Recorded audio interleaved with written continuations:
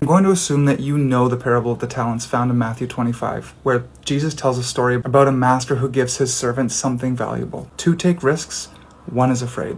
He does what he thinks is right and he buries it, just to be safe. If you grew up in the church like me, I think a lot of us learned to do the same thing with our faith. We were taught to protect our theology, preserve the boundaries, treat certainty like faithfulness. And the crazy thing is I know people think they're being loving when they do that. They think that drawing hard lines and correcting people is care. But in all my years, what I've learned is that a love that is rooted in fear looks nothing like Jesus. I genuinely believe you want to help people, and I respect that. But I have to challenge the way that you frame this conversation. You've equated your interpretation of Scripture with love and courage and open-mindedness while implying that disagreement must come from a place of fear or bigotry. Look, you are right. We need to pursue truth with humility. I have been wrong before, and I will be wrong again. But if we're gonna have a good faith conversation, we can't just dismiss those who disagree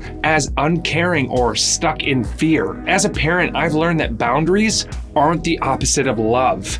And my kids don't always interpret my boundaries as love. My parents, though flawed, saw things I didn't see. Their guidelines were for my good. And if that's true of imperfect people like myself or my parents, how much more of a perfect God? Look, of course there's room to wrestle with what God actually intends, with how we interpret Scripture, and that is where the honest dialogue should happen. But we can't reshape Scripture to suit our preferences. Take your interpretation of Matthew 25, for example. That parable is not about breaking boundaries or challenging tradition or certainty.